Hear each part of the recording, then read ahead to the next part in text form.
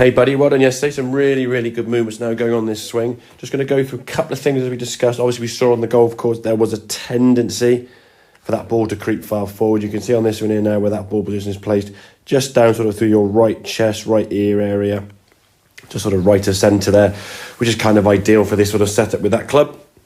And I think once that ball creeps forward a little bit, it will have the tendency to be toey strikes, hitting the ground a bit, heavy strikes and thin strikes. So all of the above are the ones you would tend to see on the golf course. And I think sometimes then you try to react to that, and that's sometimes when your arms and your elbows do that sort of funky move. So making sure that ball position is correct. As I say, the actual movement you're making now, nice sort of shift off the golf ball here now, moving onto that left side, getting to about 2/3, 3/4 in the back, so really nice recentering going on here now, moving over to your right side, getting that head and body covering the golf ball, really maintain the angles now in your wrist, really good. Back into impact, head staying nicely down over the ball there and releasing through. Just on occasions, I think that head might stay down a little bit longer than we ideally want, and that right arm now here kind of just pulled a bit around the side. I think it's sort of a tendency you've got with your follow through.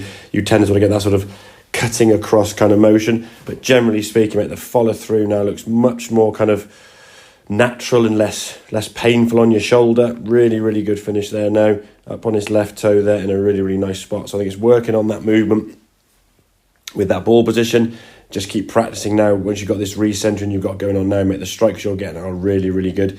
I think it's just a question of practice, not necessarily upping the practice, but just getting some really good quality practice in. I think when you do hit a bad shot on the range or on the golf course, sometimes you've just got to accept the fact, okay, it's a bad shot, human error, not to try to change too much, just keep focusing on what you're doing really well and kind of carry on doing what we know is working. So yeah, focus on that ball position. Every now and then it creeps forward a little bit, and that can sometimes happen with our alignment. If our alignment gets a bit skew-iff, that can sort of effectively change the ball position without you realising it really. So if you aim your feet too far off to the left, which you might do for your kind of drawing temptation, because you tend to hit that ball a little bit on the hooky side, if you move the feet back and sort of shut your stance off a little bit this way now, the impression now is that ball's going to creep a little bit more towards that front foot, just based on the angles you're kind of swinging on. So yeah, just be mindful of that ball position. Like I said, though, the swings you're making, the movements you're making, really good.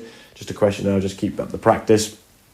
Get on that range as much as we can, doing some workouts in the gym or at home, whatever you can do, and just really up the ante to get that kind of consistency of strike up as high as we can, because when it's good, mate, it's very good. So keep working at it. Any questions, obviously give me a shout and keep sending the videos through, and I'll catch up with you soon for the next session. Cheers, mate.